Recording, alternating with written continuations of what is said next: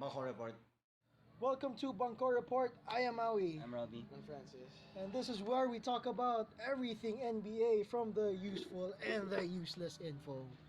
So today we're gonna talk about one of the most probably one of the most talked about things during this whole NBA season. It's who's gonna be MVP. Is it Russell, Westbrook, or Stephen Curry? Or James Harden. Or obviously James, the beard Harden. Or LeBron and Kawhi. I mean, just putting it out there. They're there. Or LeVar Ball. And so, how do you start? Okay, let's all agree now. Are you for Westbrook, Robbie? Yeah, I am. I am for Westbrook. Francis, are you for Westbrook? Yeah, I think. Okay, so generally now we're gonna tell you that Bangko Report is locking down on Russell Westbrook being the MVP, and we know it's the end of the season. He just cracked, actually averaging a triple-double now for the season. Whatever he does now in the remaining games does not matter.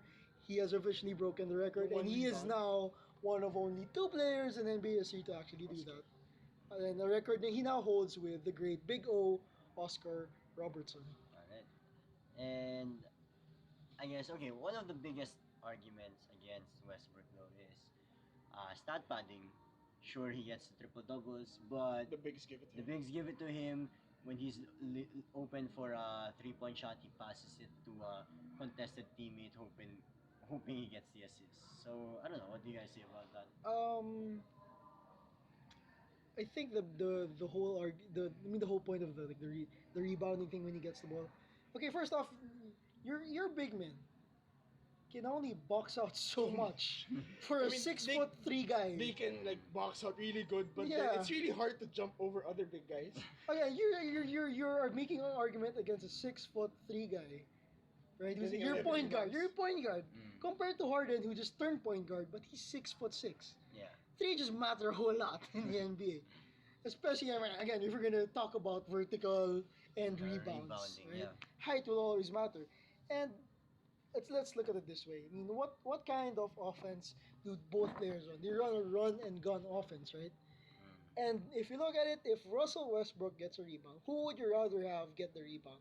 Russell or Steven Adams? Who do you think would actually run the court in a matter of seconds and get a 3-point play or get an open layup or an open dunk and all that? So basically, it's better for the point guard to get the ball as soon as possible. And It's better offense. Yeah, and if he gets And just nothing happened. It's like they have to do it like that because nothing changed naman with Oklahoma. For James Harden and Rockets, man, the system was built for him. James Harden. Yeah. But then there's no system in Oklahoma. The system was built for 2 superstars. Then the superstar left. Then there's 1 superstar left. And so the fact that there is still a functioning offense despite losing One key a guy. 30-point scorer is a I testament. mean, I'm gonna degrade my own favorite player for this. I mean, look at it this way: you have a Russell Westbrook who was paired with a Kevin Durant, right? Who is basically 50% of your offense, and that went into the playoffs, and that got them to whatever, right? Harden never really performed that well in the playoffs. To this day, he has yet to prove himself in the playoffs. And who had to back Harden up in those days? He had the Josh Smith, right? He had that Dwight fucking Howard to back you up, to bail you out of a playoffs. My point is, comparing the 2 seasons, the previous seasons, who had nothing? Who really had nothing? You have the guy who would have had 50% of your offense leaving to go to the Golden State Warriors. And you're left with a coach who practically just said, you know what? Your 2 ISO guys do damage. But now you're just 1 ISO guy and you change that coach with the exact same coach who had the same exact mentality of, let's just run ISO ball. Right? Yeah. But for Harden, you know what? Who leaves? Oh, Dwight leaves. Whatever, right? Oh, Josh Smith leaves. Whatever, right? Terrence Jones leaves. Whatever, right? But he gets what? He gets an Eric Gordon. He gets a Ryan Anderson. role players who have a specific job of jacking up a three, and then you pair them with a great coach like Mike D'Antoni, who will technically not give a fuck about defense, but he will make offensive-minded players Good. look good. really, really good. Mm. Because he will tell you, Coach, can I take this unadvised three? Yes, you can. Because that's our offense. Alright, so basically you're saying whoever plays with Mike D'Antoni gets jacked up stats. It's always been Yeah. proven. Yeah, Jeremy proven. Lin, for a very good stretch, if you remember his Insanity. stint in New York, Mm. that was a Mike D'Antoni effect. Steve Nash, who wanted Steve. to back the first MVP I could forgive. The second time, that was just questionable already. So yeah. So I mean, so the criticism for Westbrook is that his stats are padded, but so we're basically saying that well, Harden's stats are padded just by the mere fact that he's playing with the D'Antoni system. And Ganun ba? but no, but I'm saying what we're saying is because people, the whole point of pointing out the coaching system is because people are always comparing. Well, Harden's more wins, more efficient stats. Mm. Westbrook has what? More points, more rebounds, more assists, but very No, inefficient less stats assists. and lesser. No, oh, yeah, Efficiency. sorry, lesser assists, Pero less efficient. less efficiency, and he is fifth or sixth seed, right, in the Which playoffs. is still Okay. perfectly fine. And obviously, the argument before the season started was whether he could actually make the playoffs. Mm. The argument was if Russell Westbrook makes the playoffs, averages triple double, he's the MVP. Mm. If he doesn't make the playoffs, obviously he's not the MVP. That was the argument. Mm. Let's Now just the start argument this. is like, oh, better seed, and it doesn't make sense for me. It really Yeah. doesn't make sense to use. I mean, the Thunder are a legitimate team in the sense that they will make noise in the Yeah, playoffs. yeah, They're yeah. there. They are firmly there. They are not a joke. They are not the sacrificial eight seed, whatever. They are They're top legitimately in five, the six. playoffs. So you can't just say Westbrook, oh, he's in a bad team, Yeah, whatever. yeah. It's not. This is not an Anthony Davis case. Yeah, yeah. It's not. It's not. Yeah. Yun. And So again, seeding just falls on the coach. Really, it falls on the whole team. The fact that Harden is in the third spot this just doesn't fall solely on him.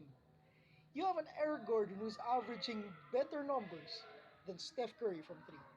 oh yeah, shooting more Trevor threes. Ariza is now back to his 40, I think near 40% average from three.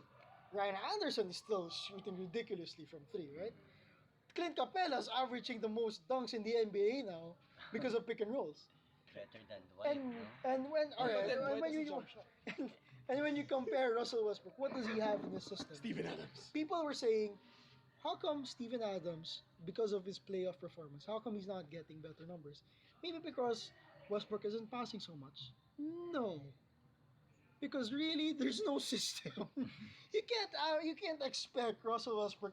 Okay, honestly, Russell Westbrook is not the best playmaker in the world. He's No, no he's not. J Kid. He's no Chris Paul. That just Mhm. makes someone look like an all star. Uh-huh. But the fact that he's managed to average 10 assists with a group of people who he just the coach just told him make them work.